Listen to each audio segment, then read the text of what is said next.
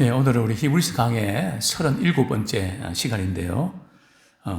히브리서 10장 우리 23절에서 25절 말씀 중심으로 당신은 신실한 하나님을 믿으십니까?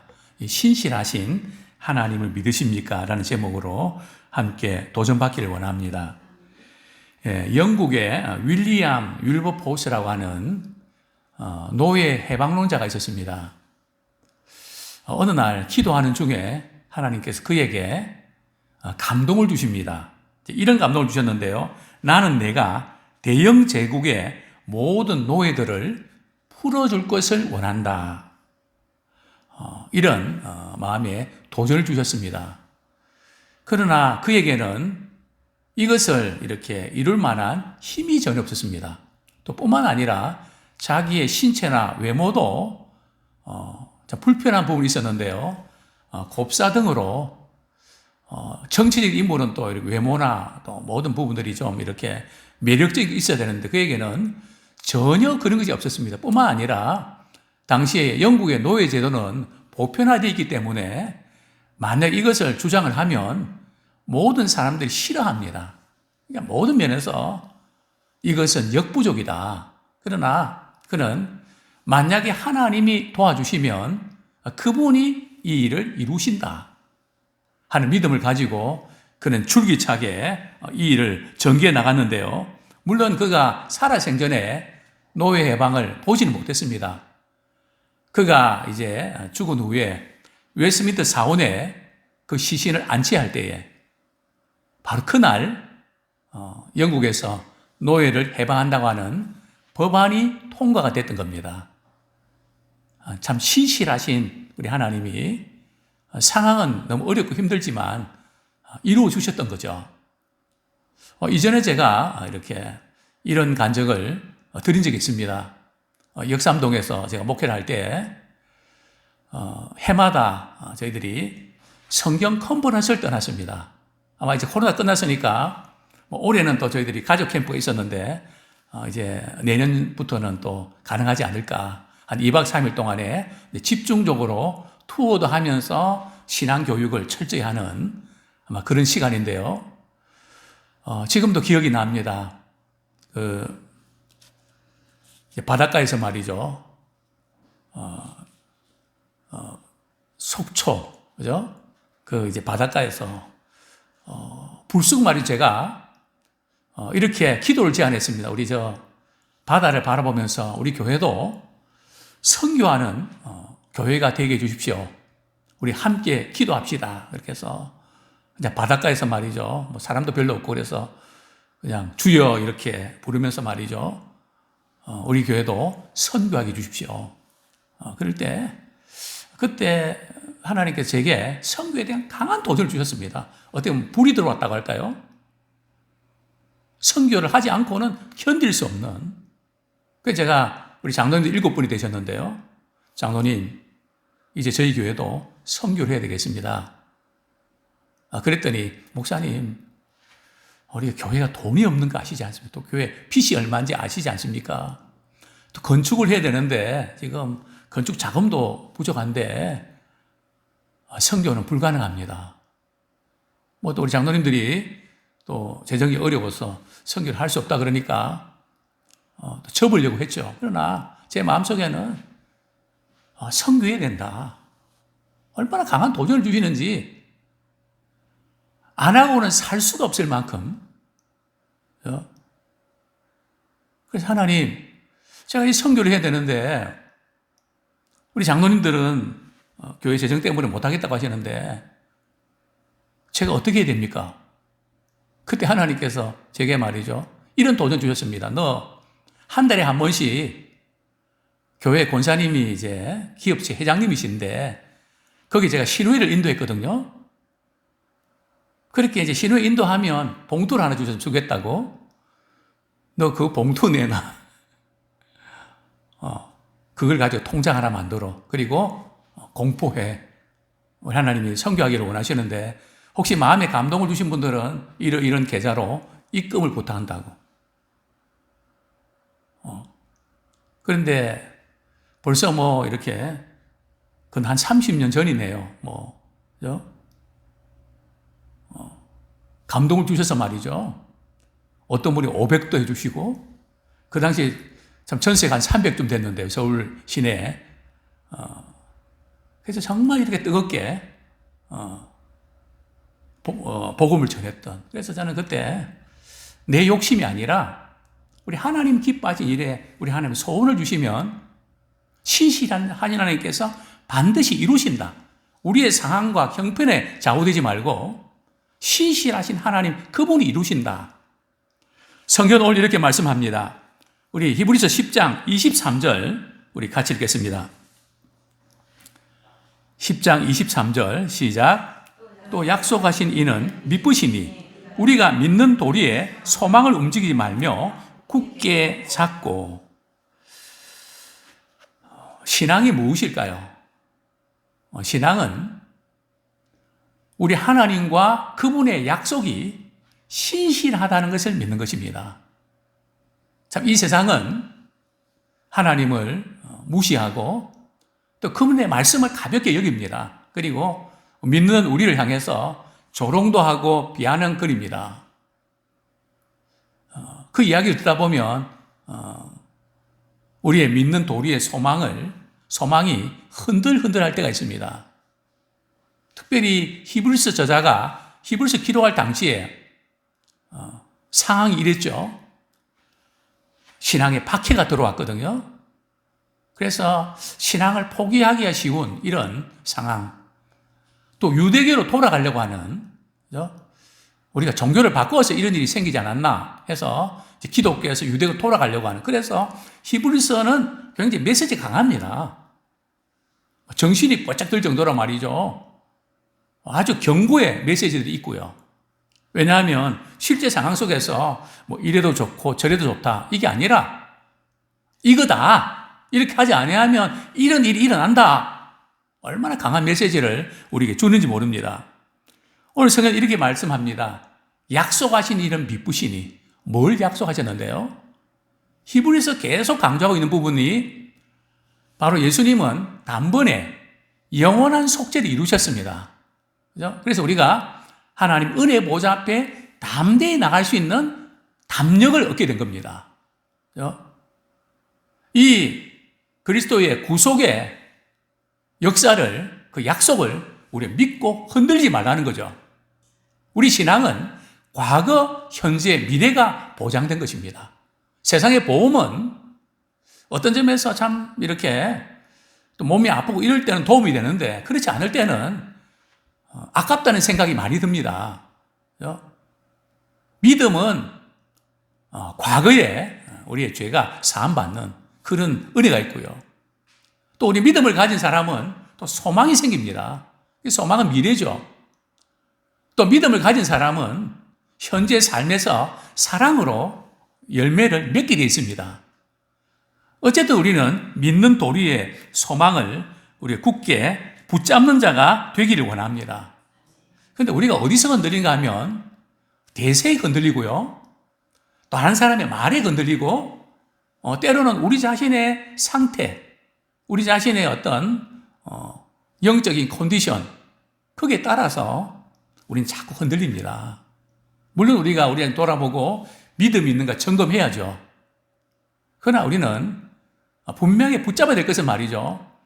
우리의 영적 상태가 아니라 우리 주님이 행하신 구원의 그 은혜에 근거해야 됩니다.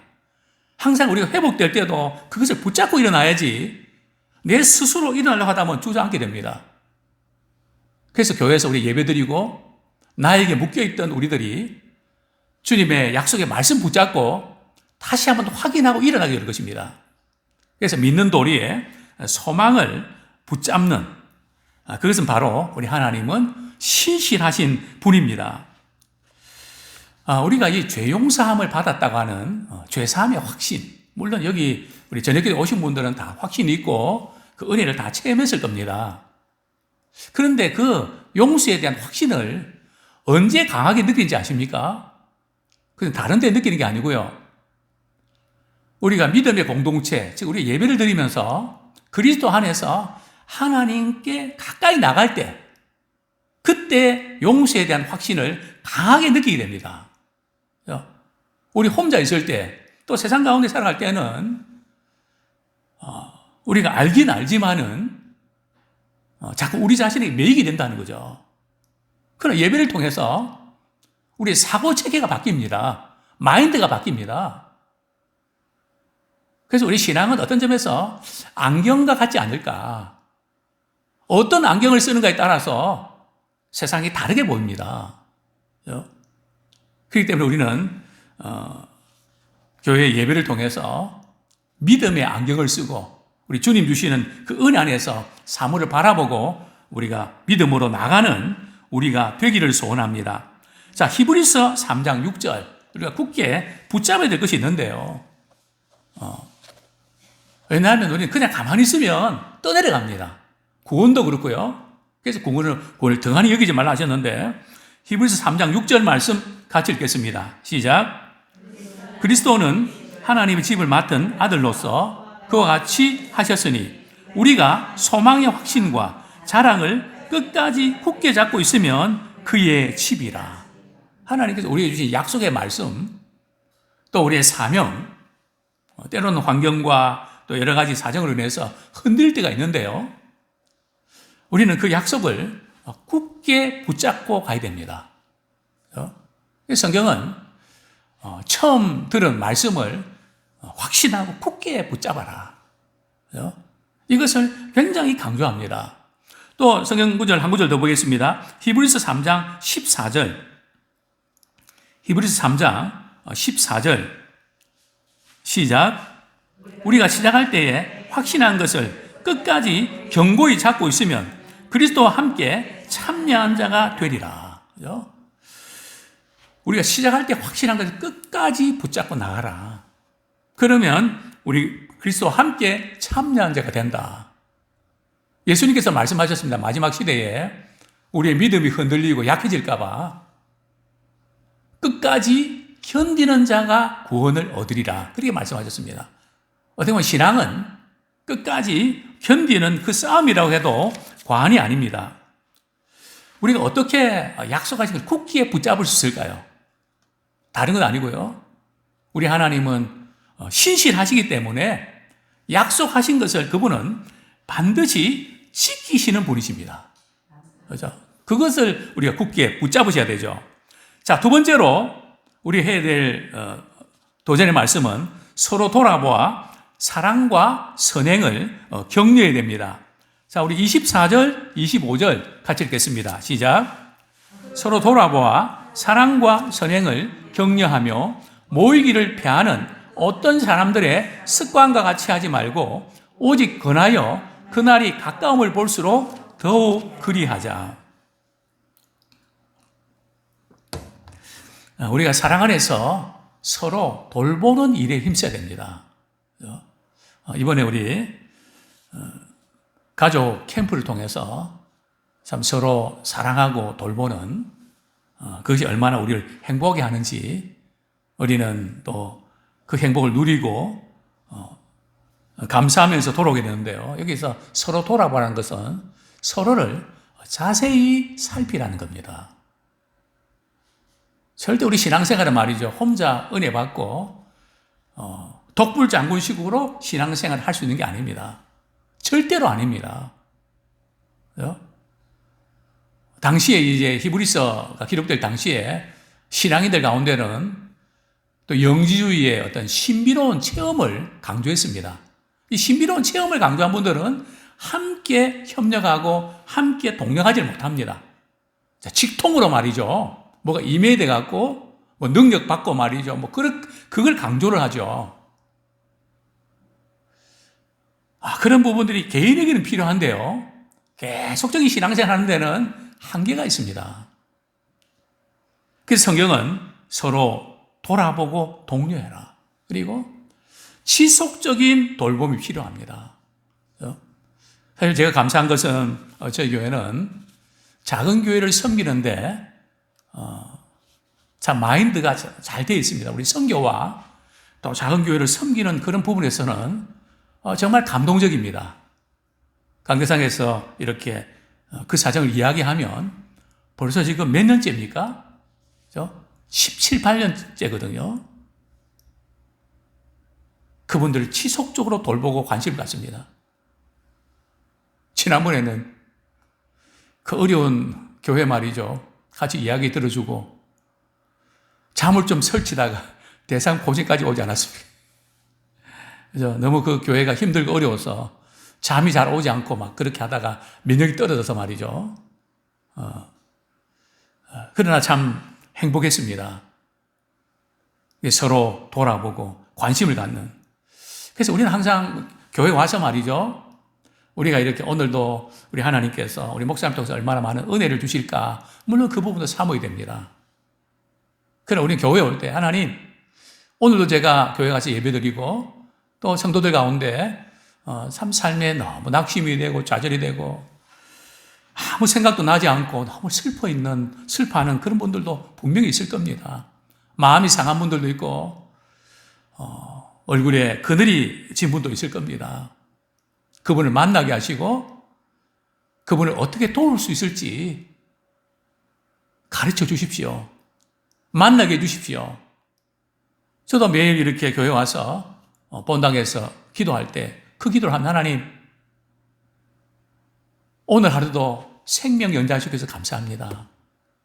오늘도 주님의 사랑 필요한 사람 만나게 하시고 또 감동 주셔서 그분에게 사랑을 전하게 해주십시오.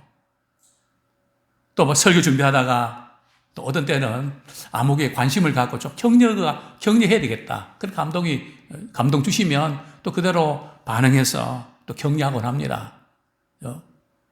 어쨌든 우리에게 필요한 것은 내가 얼마나 준비되는가 중요하지만 주님이 나를 통해서 어떻게 쓰시는가. 우리 행동이 다른 사람에게 어떤 영향을 미치는지 우리는 고민해야 됩니다. 우리의 말, 우리 행동 하나하나가 다른 사람에 어떤 영향을 미칠까. 이제 우리 자신에 대해서만 생각하지 말고 이제 다른 사람에게 좀 눈을 돌리면 좋겠습니다. 삶의 슬럼프에 빠지는 사람, 낙심한 사람, 슬픔에 잠긴 사람, 어쩌면 우리 주변에 많을 겁니다. 그래서 제가 이제 이야기를 맞이했으니까, 지난번에는 이제 우리 코로나 때문에 말이죠. 우리 가족별로도 식사했지만, 이제는 한 번도 식사 안 해본 분들 만나서 좀 식사도 하고, 교제도 하고, 그들을 알아가는, 또 차도 한잔 마시고, 서로 교제하는, 교회 아니면 그런 나눔을 어디서 가져주겠습니까? 정말 우리에게 이런 서로의 돌봄이 필요합니다. 가정에서만 돌봄이 필요한 게 아니고요. 교회에서도 돌봄이가 필요합니다. 그죠? 많이 필요합니다. 히브리서 3장 13절 우리 같이 읽겠습니다. 히브리서 3장 13절 시작. 오직 오늘이라 일컬는 동안에 피차 권면하여 너희 중에 누구든지 죄의 유혹으로 완고하게 되지 않도록 하라. 그렇습니다. 삶이 너무 어렵고 힘들다 보면 죄의 유혹에 빠질 수 있거든요.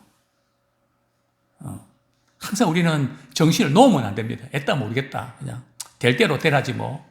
만사가 귀찮다. 벌써 이 정도 되면 큰일 나거든요. 금방 유혹에 빠집니다. 그래서 서로 피차 이제 그런 낙심이 되고 뭐 누구의 실망이 되고 어떤 분은 집에 들어가기 싫은 분들이 있더라고요. 참 집에 들어가고 싶어야 되는데 집구석에 들어가고 쉽지 않대요. 집이 구석인가요? 이런 저런 부분들이 많이 있습니다. 그죠? 그럴 때 좀 들어주고 또 격려해주고 또 어떤 때는 또 일침을 가하고 그렇게 해서 마음 추스리지 아니하면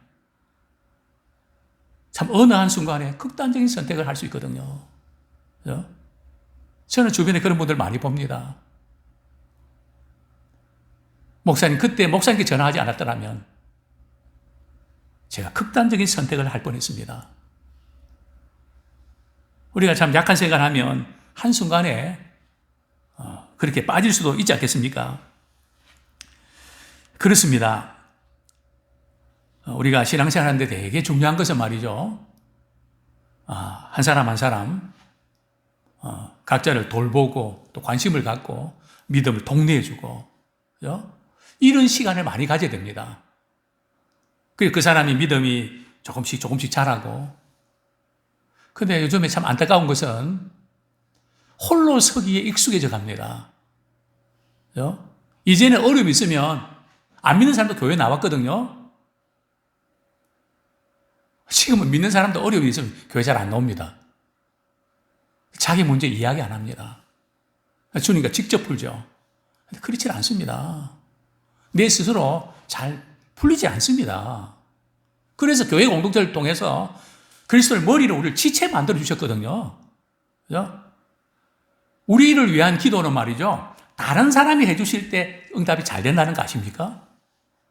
근데 우리는 반대로 말이죠. 내 기도는 내가 해야 응답이 잘 된다고 생각하거든요. 물론 우리 자신도 기도해야죠.